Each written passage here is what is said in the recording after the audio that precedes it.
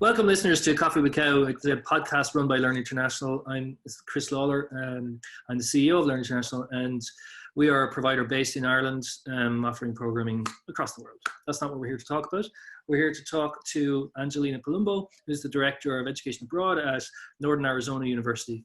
Good morning, I believe it is. It is morning. Thank you, Chris. Splendid. Thanks for being with us.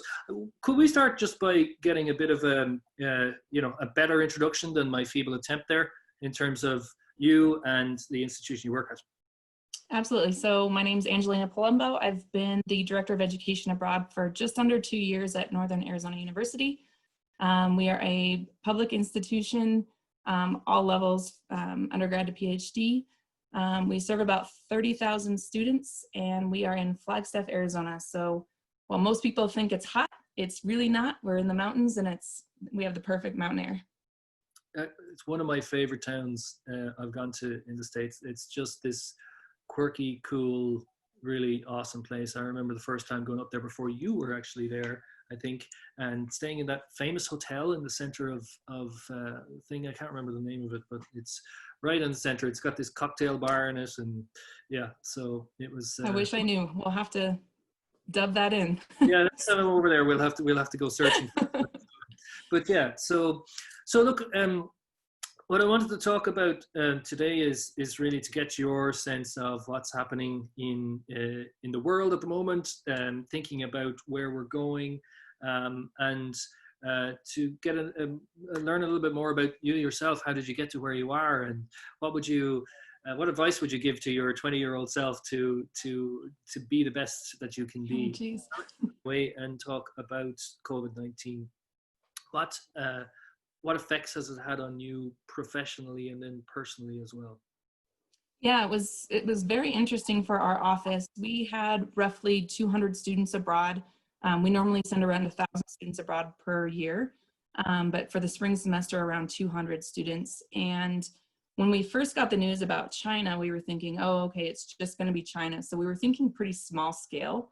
And then, slowly we started to see it kind of expand from there to South Korea and then to Italy. And I think the hardest part for us was just our messaging to let students know around the world what was actually going on, but not really understanding it ourselves, and really no one really understanding what this was. So that was probably the most challenging part for us. We don't have a risk management person currently at NAU, and so the team of leadership within our Center for International Education was really trying to put our heads together to create, a plan with this, not really what was happening and where things were going. And so the first wave was, with China, we only had a handful of students there, so it was kind of nice to get that taste of it, and then go to South Korea and bring those students home. And then once it went to Italy and it spread pretty quickly, I was basically booking hotels in Italy the day that Italy went to level 4. I wasn't at that mindset of this is really going to be a global pandemic. And so, while I've dealt with emergency situations, in 2012 with a tsunami in Japan and different things like that, this was just at a whole different scale that I don't think really the world was ready for. That's really interesting. It's, I wonder whether we'll have some listeners that are in a similar situation to you without a specific designated risk person. And, I was chatting to somebody just on another podcast earlier on today, and they were talking about the importance of clarity of messaging for students.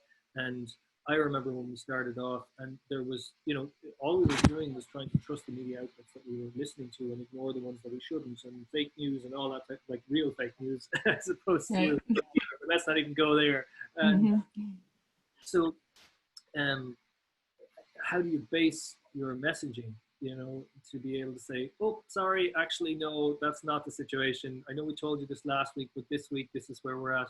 And so it's interesting to see, how did you deal with that? You probably just had to come to a line and say, this is our stance, regardless of what is happening elsewhere. Right, and it's hard because you have students, on exchanges around the world who are living and around other students from the United States, and every institution are making their own decisions. So even if students from NAU we're studying with students from, Arizona State or University of Arizona, we're all making sort of different decisions based on what we think is best for our own institution. And so while we might say, okay, it's level 3, sign this waiver, you can stay, but if it goes level 4, you have to come home. Another institution might say, you can stay, sign a waiver. So, a lot of it is just clear messaging as much as possible. We did, everyone I think has made mistakes through this process as far as, we said, if you sign this waiver, you can stay, but we did not actually put level 4, you have to come home on that same message.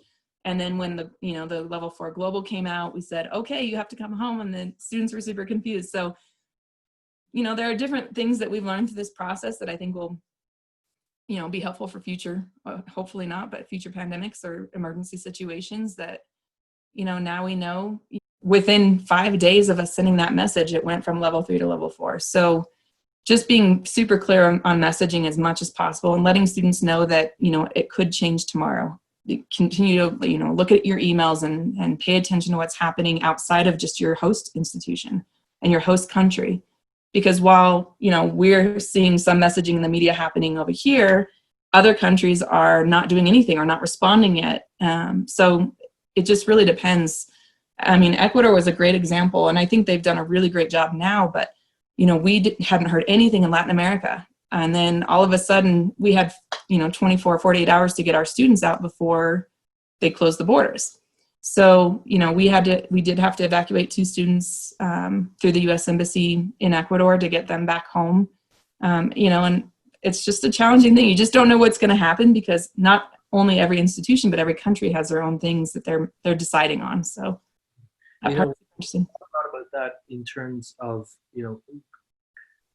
not segueing yet into new normal, but thinking about what that means on the other side of COVID on the way to new normal. So we're on the up and hopefully getting to this. When we're starting to come down, there's a couple of things that I'm worried about is when it's physically possible to get on a plane and go someplace, and then when it's mentally possible and when people are, confident to be able to do that.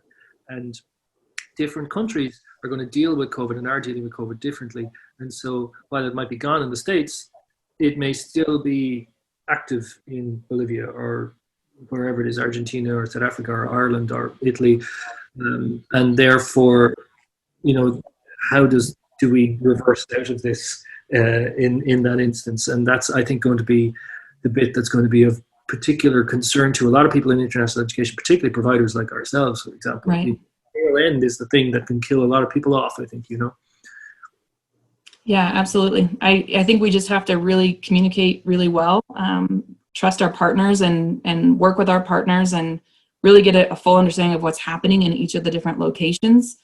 Of course, when it's an exchange partner, we're dealing that with the incoming students.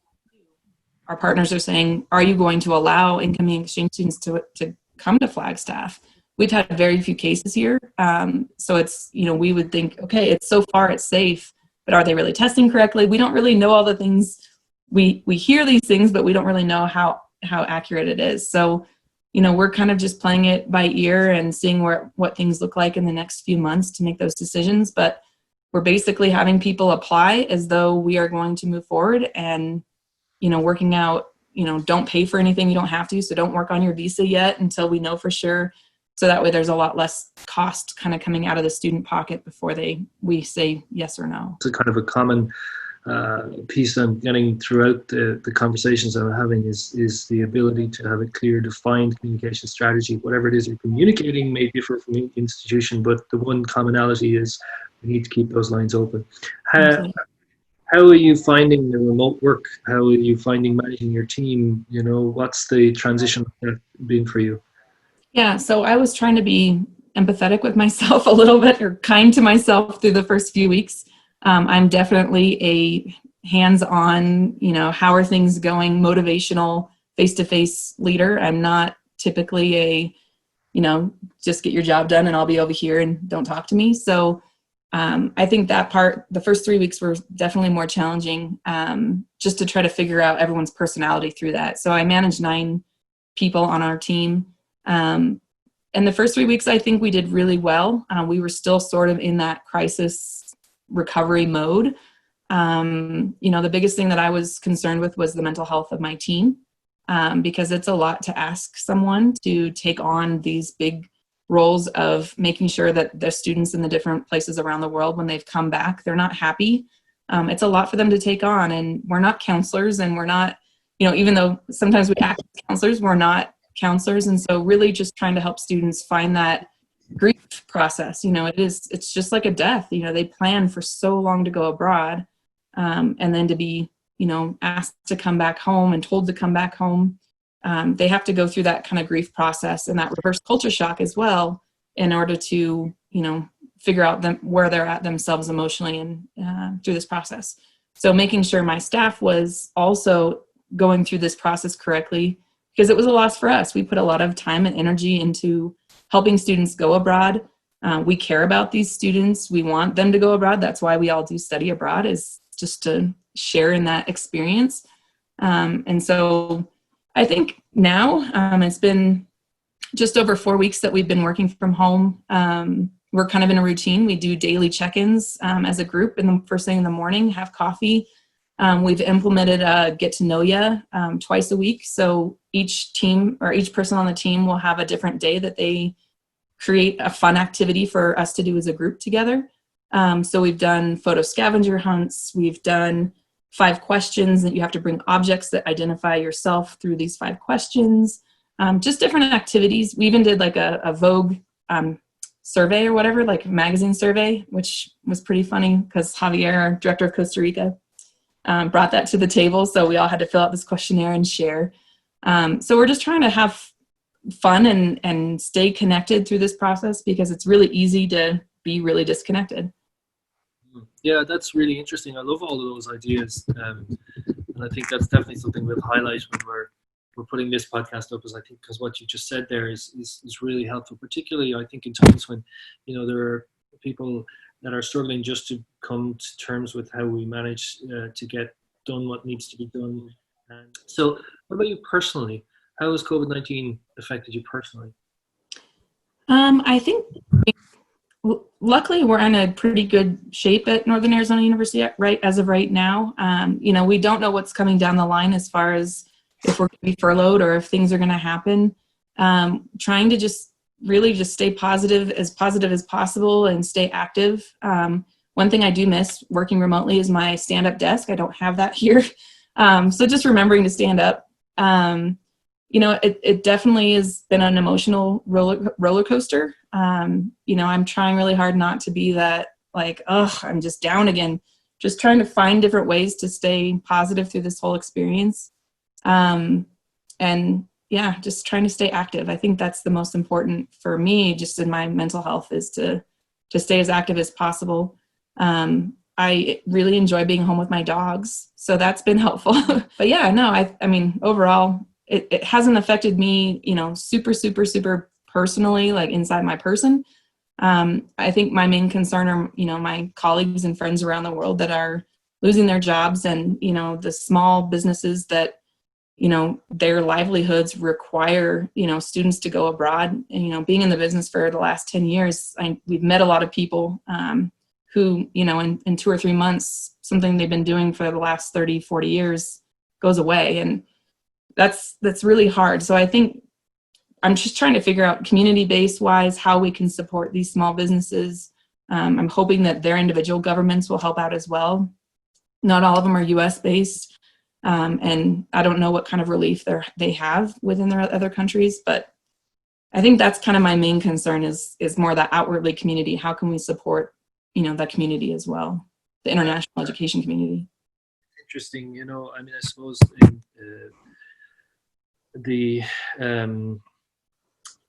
general feeling of the podcast. So we are one of those businesses, I suppose, and we're small. The problem with small business is that you don't know when you're going to get revenue again, and so what they're Right. is to leverage yourself even more, and Right. in a non-COVID-19 world, that would be mismanagement. Tell me this. Let's just go back a little bit. So, how did you get to where you are now? Did you, assuming most people don't necessarily say, I'm going to be a director of international. Absolutely. So I actually moved from Boise, Idaho to Las Cruces, New Mexico to finish my undergraduate degree later in life. And when I arrived to New Mexico State, I decided to go into the study abroad office. I was studying Spanish as my major with linguistics and history as minors. And I decided I'm not going to learn Spanish sitting in a classroom and not practicing a whole lot. So I decided to take the plunge and go to Guatemala for 3 weeks. It was the most affordable program. And since I was on my own and a non-traditional student, didn't have a whole lot of money, decided to go down there to learn Spanish. It was the most spectacular experience I've ever had. And I would say almost ever had because it was one of my first. I did go to Spain when I was in high school for a week for a spring break trip.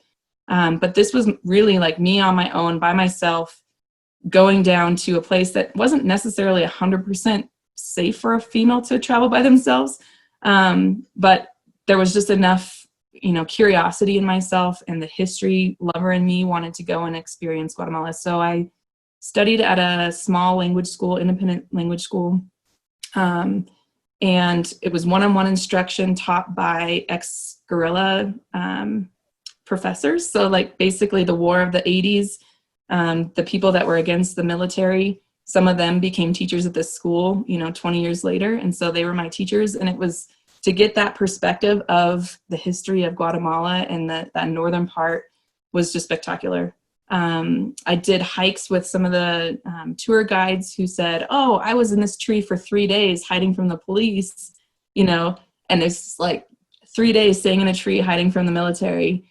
I was able to go to a place called Nuevo San Jose, which is in the north part of Guatemala near the border, with Mexico. And they were celebrating their 25th anniversary of returning back home from being forced out from Guatemala to Mexico. And we played this huge soccer game and ate all this amazing food, and they were so kind. And I learned so much Spanish in that time.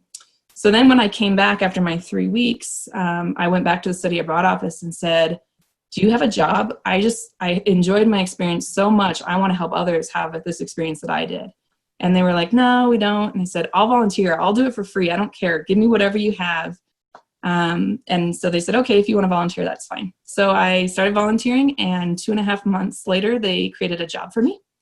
And I was kind of temp worker for the first year. And then one of the ladies that was an advisor retired, and I applied for the job and got it. So started as a volunteer, temp worker after that, then a full study abroad advisor. And then a few years later, the director started his own business, and they made me program manager director of the office. So about 7 years in the making to get to that kind of program manager director level. And then a couple of years ago, I decided that I needed a change and applied for the job at Northern Arizona University and got it and moved here. And it's been a fantastic ride. CIE at NAU is just amazing. They're a great group of people. So many fun ideas. The leadership is really great. They really appreciate the different ideas that people bring to the table. And yeah, so it's just been a really great growth experience for me to be here. That's interesting. I remember, we know each other pretty well. We're friends. And I remember when you were in NMSU, and I couldn't possibly. And, it's one of those things where you really get growth and you really benefit for something when you put yourself out on a limb and out of your comfort zone, and then suddenly you realize what you can actually do, and it's amazing. It's so fun. It's so fun. Yep. Yeah, I've been to 49 countries. I guess going back to your question about COVID and how it's affected me, I was supposed to go to Jordan and Saudi Arabia and Italy. So I would have hit my over 50 country mark, which for me, it's been my dream get to at least 50 countries. And this is such a minor and personal and selfish thing, but I wasn't able to go to those, countries. So my hope is that those things will always come back. Similarly, I hike all the high points of every state. I was supposed to go and hike to get my 40th state, and wasn't able to do it now because of COVID and the lack of being able to travel. And So there's a lot of things that come up in, your personal goals and that this is affected, but there's such minor things that you just say, it's going to come, or, say lo que say, it is what it is at this point, and you just move forward and focus on what's important to you, which right now is just the international education community, my family, my friends around the world that are really being affected by this. And so that's kind of where I'm at with the work, what COVID is doing.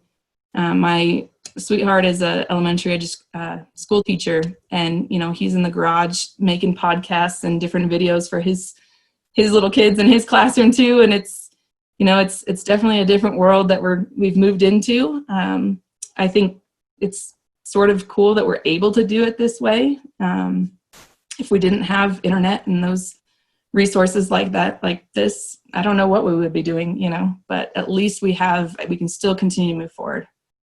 Even if it's little steps. But yeah, that brings me to what's the silver lining of this whole thing? For me, I still work my tail off, but I feel like I would do it in a different way. I've seen priorities change in my personal life. Just the basics. I talk to my parents every week. I didn't do that before. We are doing photo contests with my sweetheart's family, with my family, our friends, and we have weekly challenges that we have to bring photographs, and we Zoom and have a little happy hour on the weekend. We wouldn't have done that. We wouldn't have put the time in to do stuff like that. So, I think that's a huge thing. I think, the environment is definitely getting better for the lack of people out and about on the road.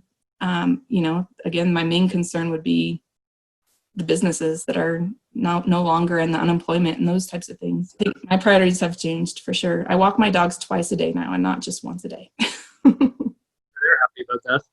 But it's not an elephant in the room. We acknowledge the fact that there are thousands and thousands, possibly at the end of this, hundreds of thousands or more people will be dead that weren't when this started. And purposefully, we're not going to get drawn down that conversation with this podcast, because that's not what it's about.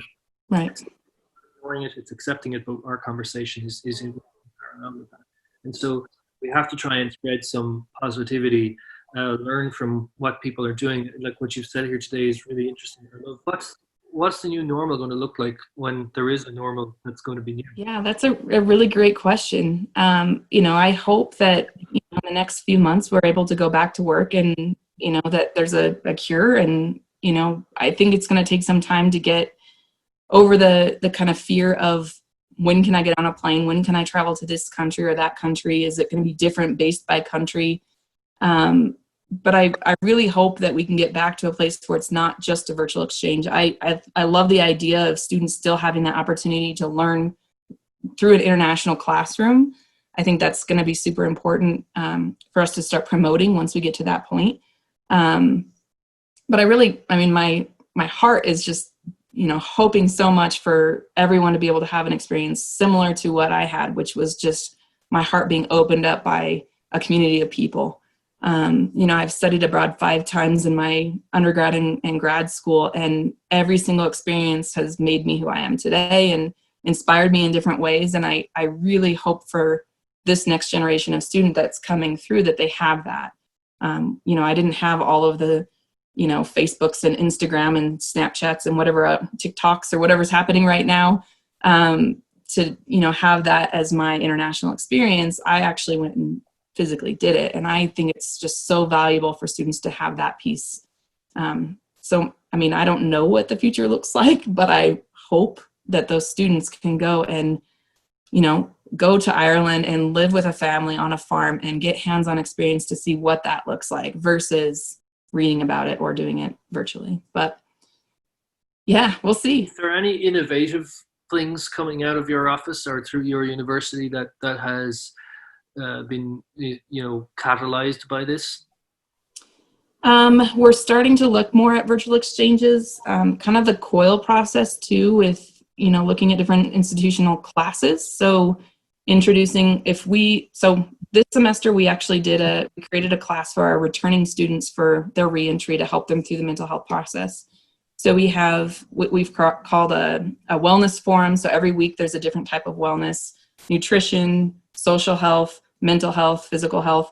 And the students have to post either videos or, some type of discussion about what they're doing to keep themselves healthy in different ways. It's a 5-week class. And then they're learning about different global topics through their experience and then reflecting on what they learned in their host institution versus what they're teaching the rest of the class. So it's kind of seminar style where the students have a topic that they're teaching the rest of the students in the class. We thought there'd be maybe 20 students in there, and there's actually 58. So it became much bigger of a project for us than we anticipated. But the feedback we're getting is that it's really helped them process what just happened to them.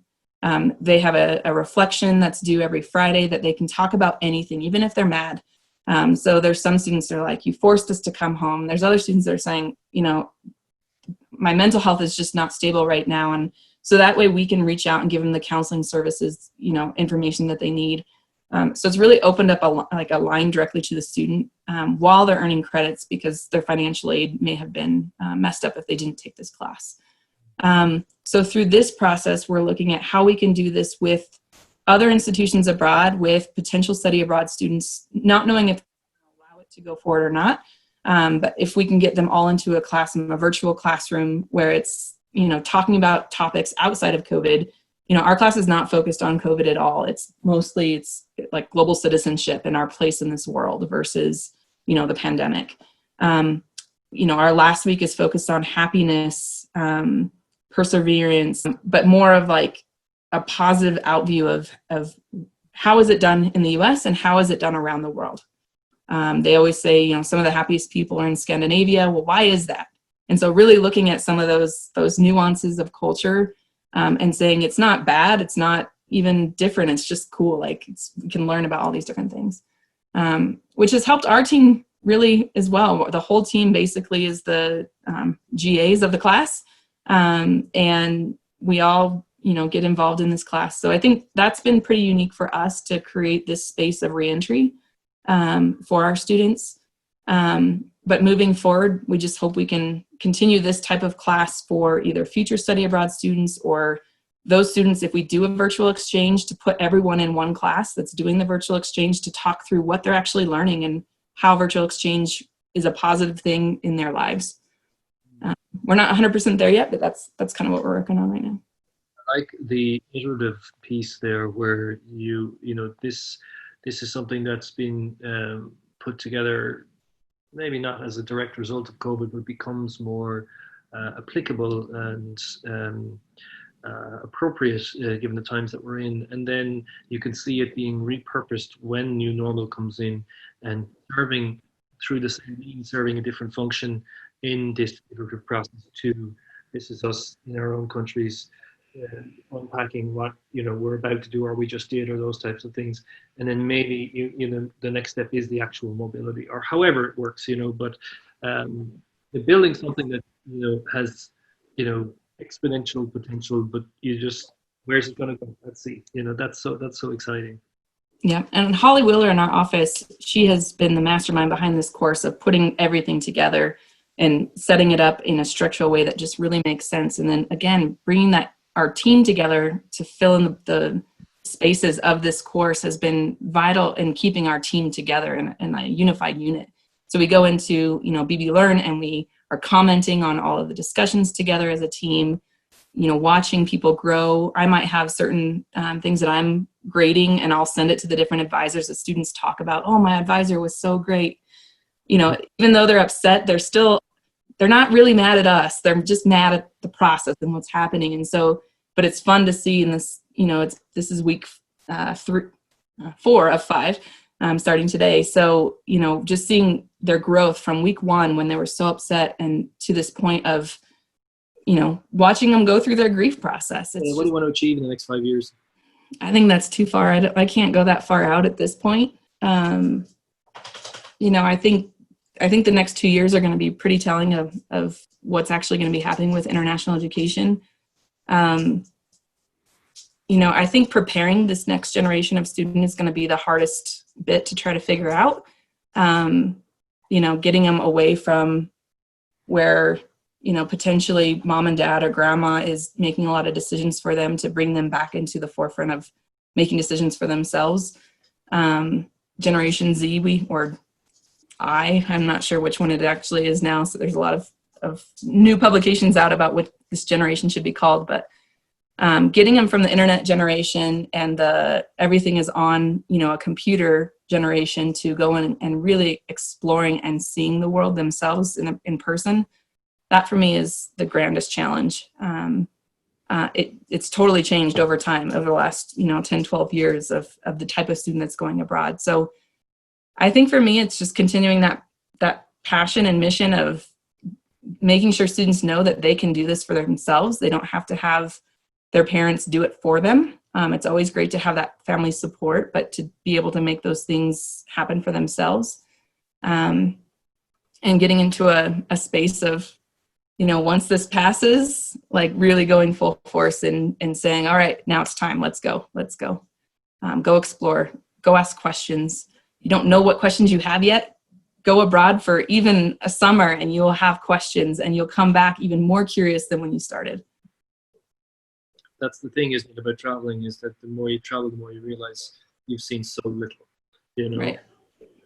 I oftentimes, you will engage with students before they go and they've traveled maybe to Cancun once, and that's wonderful, but they have the sense that, well, I'm so worldly and I've done all of this, and you have to respect that in them, and then just this little guy that's sitting at the shoulder going